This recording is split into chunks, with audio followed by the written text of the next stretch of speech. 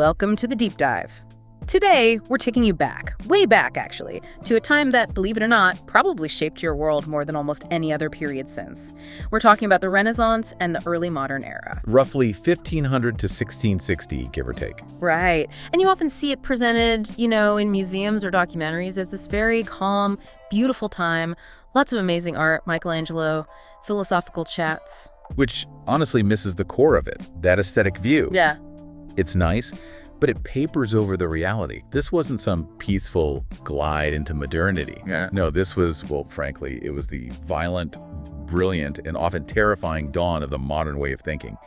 Everything people thought they knew about the cosmos got their place in society. It all got thrown up in the air, brutally. Violently, brilliantly anxious. I like that framing. Okay, let's dig into that. Our mission for this deep dive is really to trace how that fixed medieval world order just shattered. Yeah, totally dismantled. And how, out of that chaos, this era basically built the foundational structures, political, psychological, even scientific, that we're still operating within right now. That's like the blueprint was drawn then. Drawn in blood and ink, as you said. Yeah. It's the blueprint for modernity. We're looking at a massive cultural shock.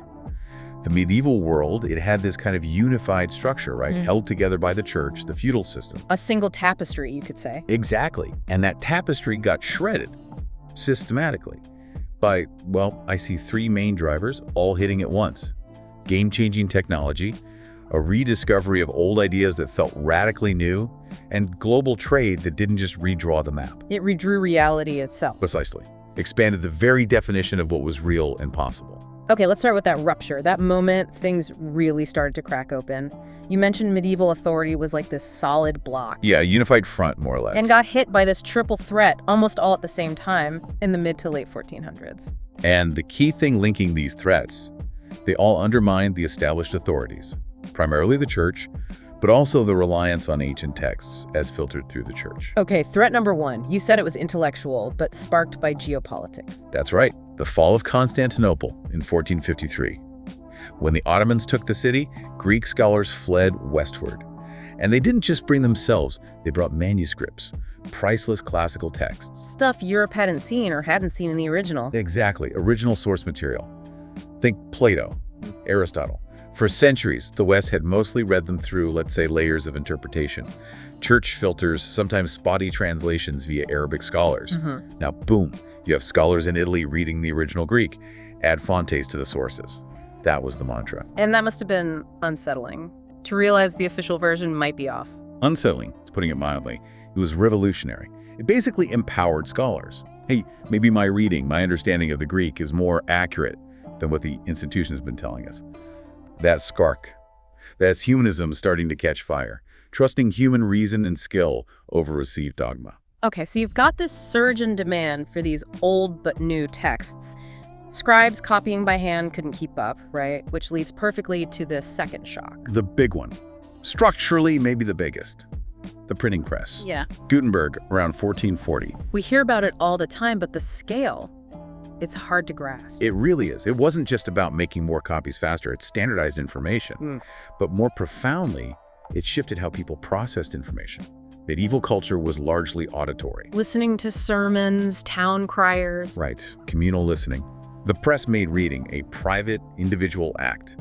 You, alone with the text.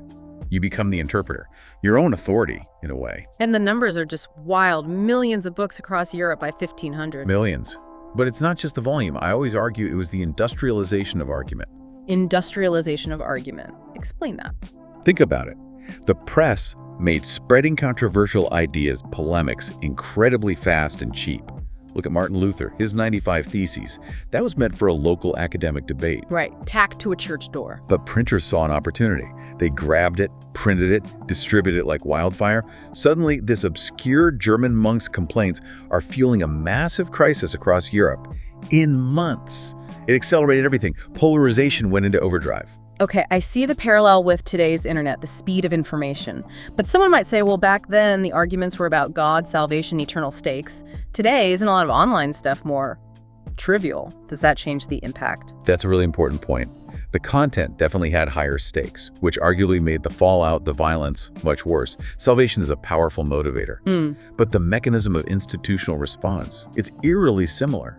Governments, the church back then, they immediately saw the danger. This uncontrolled flood of competing ideas, these pamphlet storms, threatened their stability, their control over the narrative. So how did they push back? What tools did they have? They invented new ones, basically. Censorship and licensing. This is where you start seeing systematic state control over information technology. In England, for instance, the Crown eventually gave a monopoly on printing to a specific group, the Stationers' Company. Ah, okay. Control the printers. Exactly. You needed a license to print. And they had bodies like the Star Chamber to enforce it, seize stuff they didn't like, seditious, heretical material. It's the first real attempt to regulate mass media, a direct historical precursor to today's debates about content moderation, misinformation, platform responsibility. Wow. So the battle over information control is centuries old. Absolutely. Technology empowers the individual voice, authority pushes back. It's a recurring pattern. Okay, so minds are racing with new texts, arguments are flying off presses, and then the physical world itself gets turned upside down. Shock number 3, the voyages of discovery after 1492. Columbus, Magellan, all of that. This was just cognitive dissonance on a massive scale. Suddenly, there's this whole new world, the Americas, continents. Full of people, plants, animals. That nobody in Europe knew about. Not mentioned in the Bible, not in Ptolemy's geography, not in the Greek classics. This was a huge blow to established authority. If the Bible and the ancients were silent on half the planet, how complete could their knowledge really be? It makes the world feel suddenly much bigger and maybe less known, less divinely ordered. Precisely. Bigger, stranger, more complex, and definitely not fitting neatly into the old boxes. Of course, this expansion came with a horrific dark side. Unbelievably dark. This wasn't just discovery. It was the simultaneous launch of brutal colonialism, the decimation of indigenous populations through disease and violence, and the start of the transatlantic slave trade. A horrifying human cost directly linked to this expansion of European horizons, and let's be frank, European wealth. So the old intellectual pillars are shaking, print is amplifying everything, the map is being rewritten. It feels like the political ground is bound to start shifting too. Oh, absolutely. And England under the Tudors gives us maybe the clearest, most dramatic example of that shift. How you go from a kingdom united under the Pope's spiritual authority to something resembling a modern nation state. Right, the Tudor dynasty. And it famously kicks off with a king who wants out of his marriage. Henry VIII, reigning 1509 to 1547. He desperately needed a male heir to keep the Tudor line secure.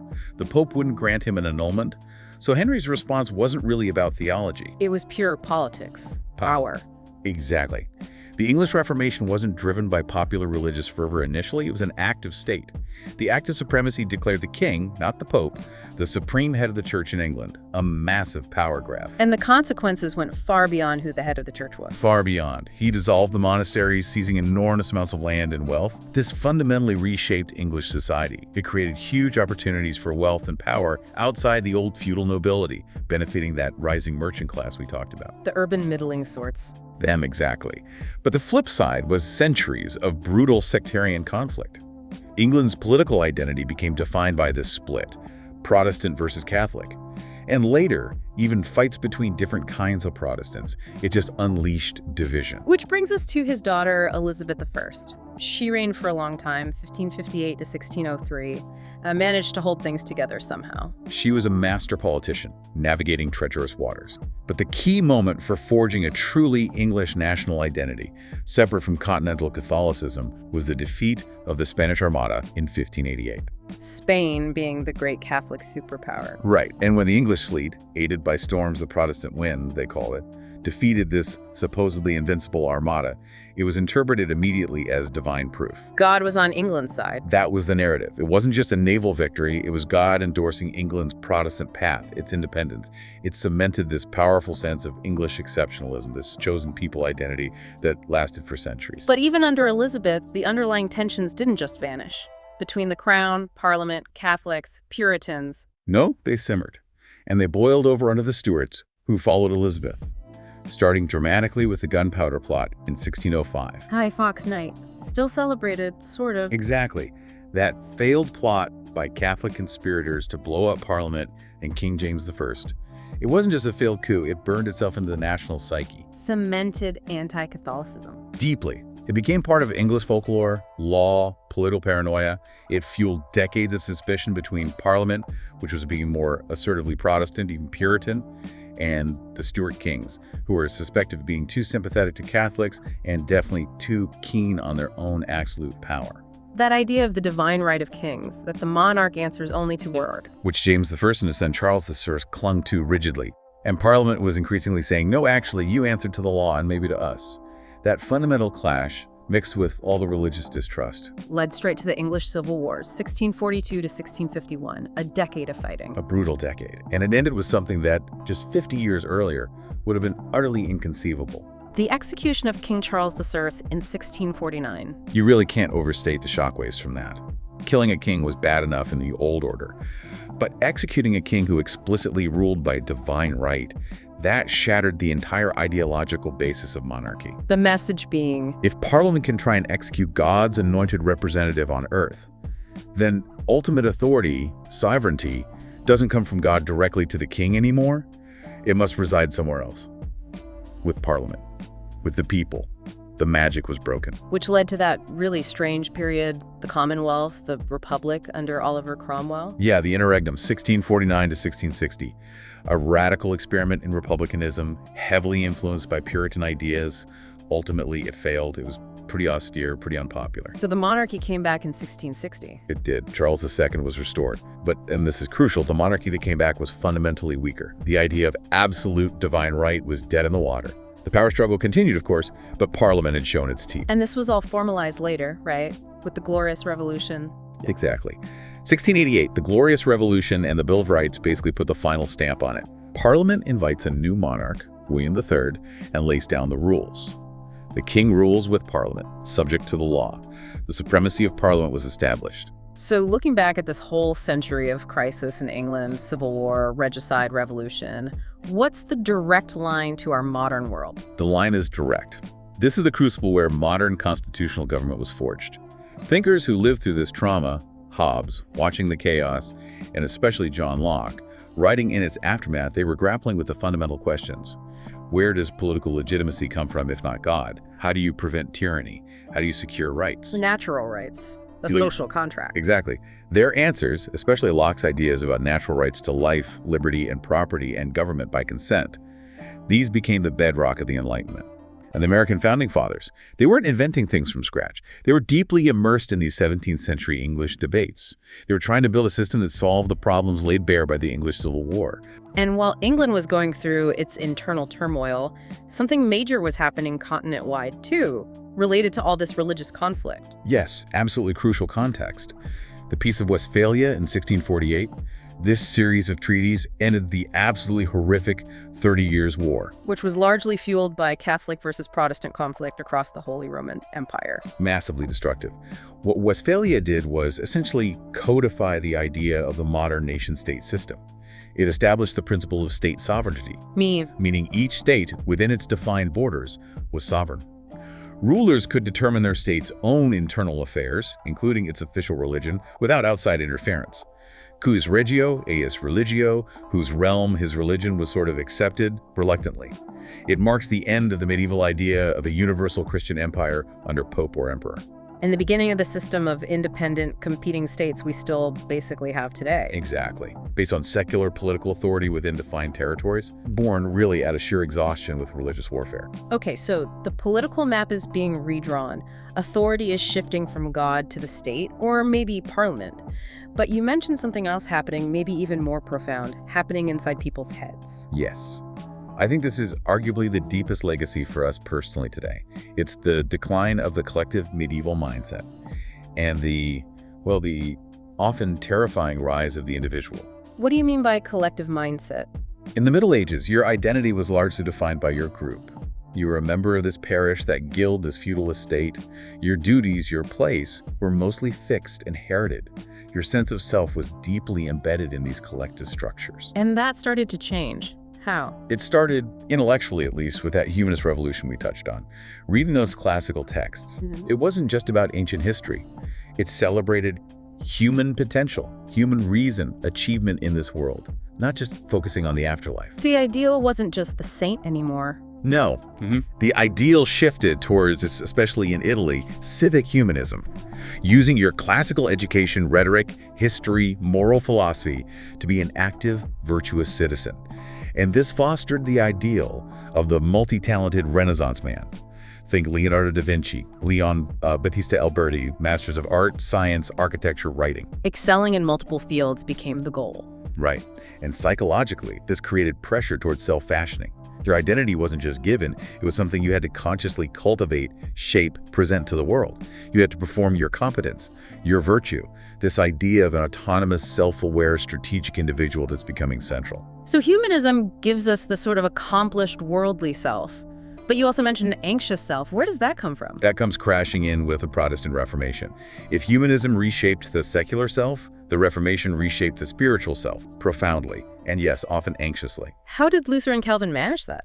The core theological shift, especially with Calvinism, was removing the intermediaries between the individual and God. The whole Catholic apparatus, priests, confession, penance, and sacraments, as guaranteed channels of grace, was swept aside or radically minimized. Salvation became personal. Intensely personal, and terrifyingly uncertain. If salvation is by faith alone, by God's unknowable grace, predestination in Calvin's view, and you can't earn it through works or rituals, how do you know? How do you know if you're saved or damned? That sounds like immense psychological pressure. Immense. It turned the focus inward. Constant self-examination, looking for signs of election, signs of God's favor. Anxiety became a driving force. And this anxiety connects to work ethic. How does that happen? This is Max Weber's famous argument about the Protestant work ethic. The anxiety about salvation fueled this intense need for self-discipline, for methodical, relentless hard work, for austerity. Not because work could earn salvation, but because worldly success, achieved through discipline and thrift, might be interpreted as a sign you were among the chosen. Ah, okay. So success isn't the cause of salvation, but maybe evidence of it? Exactly. It's a subtle but powerful psychological link. Work becomes a calling, a moral duty. You don't just work to live, you live to work, almost. And crucially, the ethic discouraged spending wealth lavishly. Instead, you reinvested it. Which sounds like the engine of early capitalism. That constant reinvestment, driven by this underlying religious anxiety and ethic of discipline, helped fuel the accumulation of capital needed for industrial growth later on. Wow. That's a deep connection. And this new kind of person, self-fashioning, maybe anxious, definitely disciplined, fits with the social changes happening too, right? The rise of the merchants. Perfectly. As global trade expanded, as old land structures broke down, partly due to things like the monastery dissolutions, you get this social upheaval. Power starts shifting. Wealth is being generated outside the old aristocratic land system. Enter the urban middling sorts. Yes. Merchants, lawyers, skilled artisans in the cities. They're literate, they're managing businesses, they're often benefiting from these new economic opportunities. Their status depends on their skills, their reputation, their wealth. Not just their bloodline. They have to self-fashion. They need discipline. And these are the people packing the theaters in London. Absolutely. Yeah. This ambitious, complex, literate urban class was Shakespeare's primary audience. And his plays are filled with characters grappling with exactly these issues: ambition, status anxiety, self-made men, moral ambiguity, the tension between inner thoughts and public roles. Think Hamlet, Macbeth, even Shylock. Shakespeare was holding up a mirror to this new, complex individual emerging from the chaos. Precisely. His genius was capturing the psychological currents of this incredibly turbulent, transformative age. Okay, so we've seen authority shift politically from pope to king or parliament, and internally from collective ritual to individual faith and anxiety. But there's another huge shift in where people looked for truth, right? Towards facts. Towards observable, repeatable facts. This is the scientific revolution. It wasn't a sudden event, more a slow-burn revolution in thinking, but it established a powerful new form of authority. Empirical evidence gathered through a reliable method. Moving away from just accepting what ancient texts said. Exactly. For centuries, knowledge about the natural world largely meant understanding Aristotle, Ptolemy, Galen classical authorities, often interpreted through a religious lens. They relied heavily on logic, deduction from first principles. The new approach insisted, no, you have to look, you have to measure, experiment, observe nature directly. And this new approach gets codified by figures like Francis Bacon. Bacon is key. He wasn't a great scientist himself, but he was a brilliant propagandist for the scientific method. He championed inductive reasoning. Start with specific, careful observations, collect data, and then build up to general principles. Not just starting with the principle and deducing down. Right. And crucially, Bacon stressed that knowledge shouldn't just be for contemplation. It should be useful. For the relief of man's estate, he said. Practical application, technology, improving human life. That linkage of science and utility is fundamental to modernity. This new way of knowing, based on observation, inevitably clashed with the old authorities, especially the church. The classic example is the trial of Galileo in 1633. It's become this symbolic battleground. Galileo, the telescope, and the Earth moving around the sun. Exactly. Galileo used the newly improved telescope to gather stunning empirical evidence supporting Copernicus's heliocentric theory. He saw mountains on the moon, proving it wasn't a perfect celestial sphere. He saw the phases of Venus, proving it orbited the sun. He saw moons orbiting Jupiter, proving Earth wasn't the center of all motion. Hard evidence, observable proof. Undeniable from an empirical standpoint. But it directly contradicted the church-approved Earth-centered cosmology based on Aristotle and interpretations of Scripture. And the church wasn't having it. No. Despite his arguments, despite the evidence, the Inquisition forced Galileo to recant his findings under threat of torture. He spent the rest of his life under house arrest. A defeat for science. In the short term, yes. He was silenced. But the event became legendary, that apocryphal story of him muttering afterwards, "Ipur si muove," and yet it moves, captures the symbolic power. That the observable truth persists, regardless of authority. Precisely. Evidence has its own authority, independent of human institutions or dogma. It planted a powerful seed.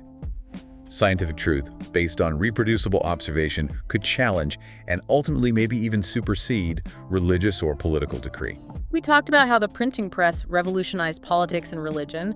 Did it play a similar role in science? Oh, absolutely critical. Science depends on sharing data, methods, results, so others can replicate and build on them. Print was perfect for this. How so? It allowed for the rapid, accurate dissemination of detailed observations, complex mathematical equations, precise diagrams, tables of data. An astronomer in Prague could read about observations made in Padua, check the math, try to replicate it. Standardized knowledge, shared quickly. Yes. It allowed science to become a collaborative, international, self-correcting enterprise. Scientists could build a shared body of knowledge, argue about it through printed journals and books, largely outside the direct control of courts or churches.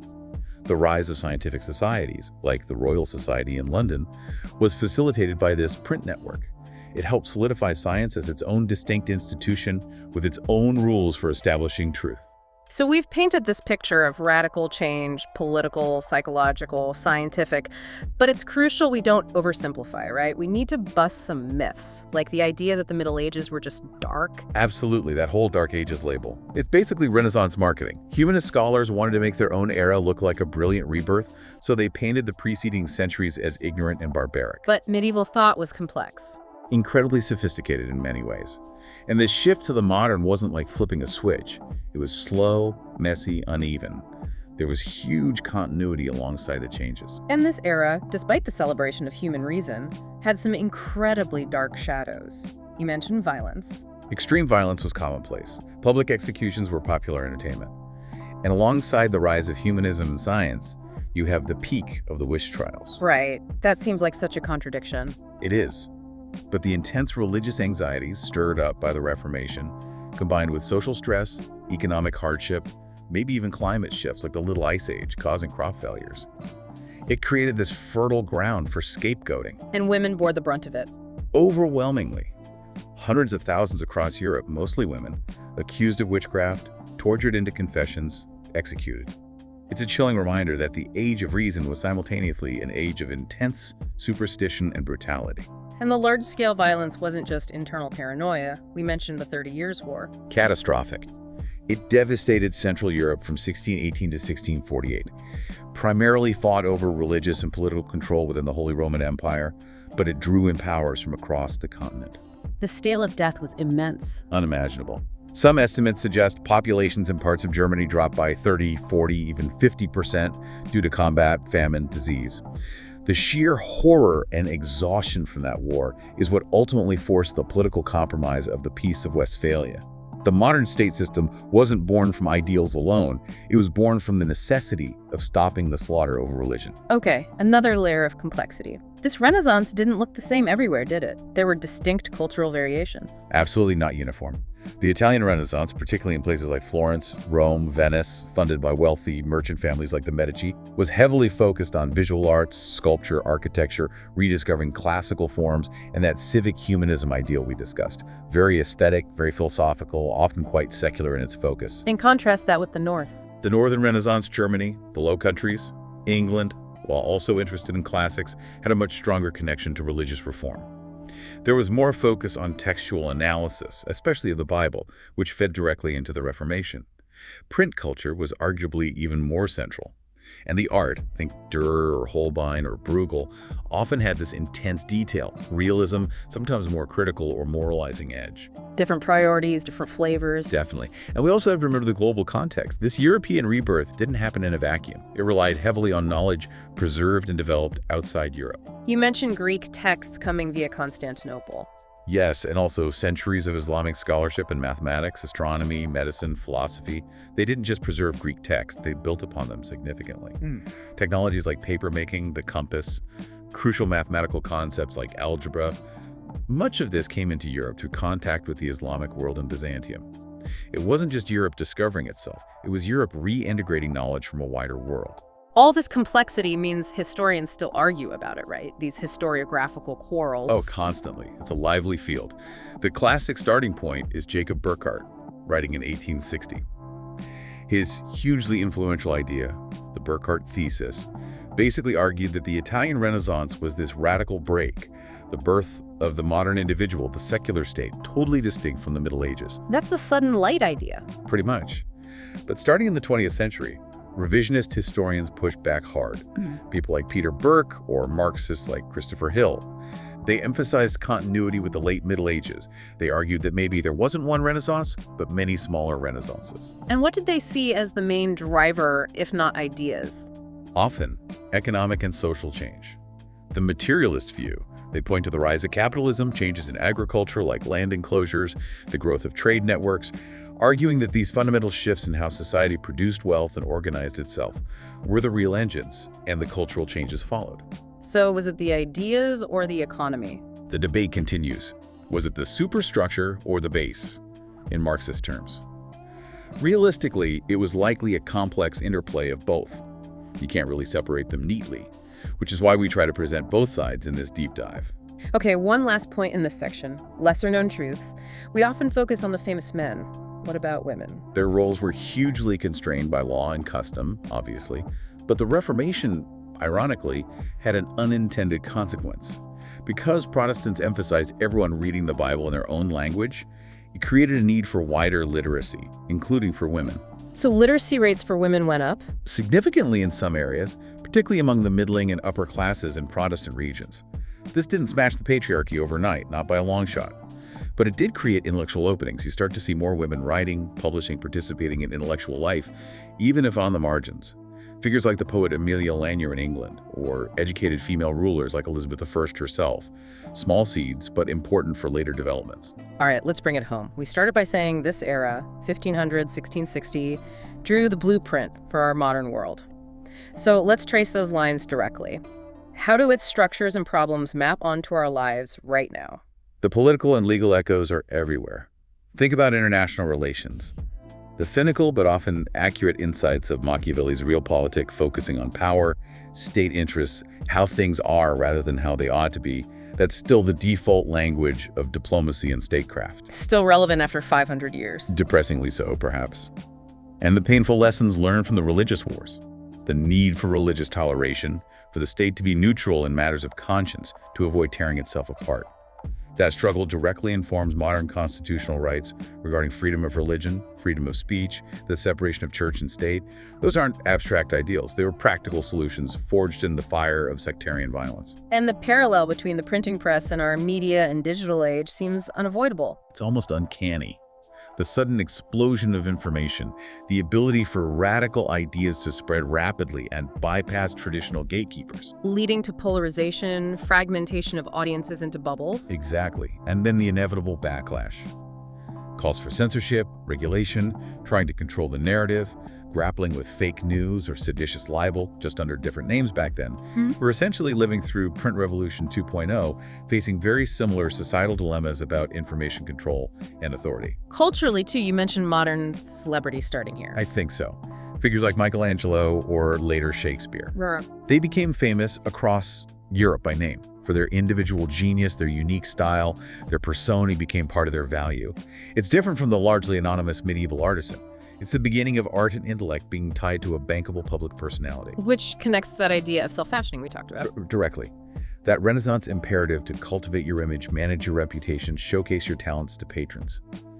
Fast forward 400 years, and it looks an awful lot like modern life, doesn't it? Building your personal brand. Exactly. The pressure to curate your online persona, to find yourself, to market your unique skills and identity in a competitive world, that whole mindset has deep roots in the individualism unleashed during this period. Okay, to tie it all together, the psychological stress, the political uncertainty, the burden of individual choice, you pointed to Hamlet. For me, Hamlet is the quintessential early modern man, caught in the crosscurrents. He's a university student, a humanist scholar from Wittenberg Luther's University, no less. He's steeped in reason, introspection, classical learning. But all of that thinking paralyzes him. Utterly. He's caught between two worlds. The old medieval world demands immediate violent revenge for his father's murder and honor code. But his modern, introspective, humanist self demands certainty, proof, moral justification. He questions everything. To be or not to be. That's the sound of his individual conscience, wrestling with the weight of action in a world where the old moral signposts have been knocked down. He can't rely on God or the king or tradition to tell him definitively what's right anymore. He has to figure it out himself, alone in his head. His soliloquies are like listening to the birth pangs of modern consciousness. I think that's a perfect way to put it. The doubt, the anxiety, the burden of self-awareness and individual responsibility, that's the psychic landscape Hamlet navigates. And in many ways, it's the landscape we still inhabit. So, wrapping this up, why should we care about this period beyond the art or the history textbooks? Because as I see it, the Renaissance and early modern period is both our mirror and our map. A mirror? How so? It reflects back our own anxieties. Our culture wars echo their religious conflicts. Our debates about fake news and controlling information mirror their struggles with the printing press. Our obsession with identity and self-definition resonates with Hamlet's existential crisis. We see ourselves in their turbulence. And a map. It's a map because it shows us where so many of our fundamental structures came from. Our nation-state system, born at Westphalia, our reliance on science and empirical evidence, traceable to Bacon and Galileo, our focus on individual rights and responsibilities, emerging from Locke and the aftermath of the Civil War, our capitalist work ethic, arguably linked to Protestant anxiety.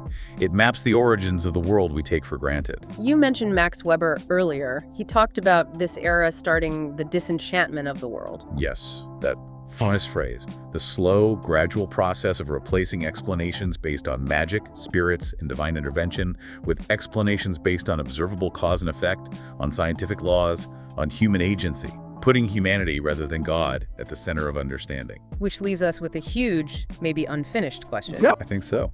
We've become incredibly powerful through the reason and science unleashed in this era. We've placed humanity at the center. But the question it leaves us grappling with is, how do we balance that incredible power, that rational understanding, with the enduring human need for meaning, for purpose, for something beyond just the material or the measurable? Finding that balance, that's the ongoing project. That feels like the unfinished project of modernity itself, a project that began in earnest during this violent, brilliant, transformative period 5 centuries ago.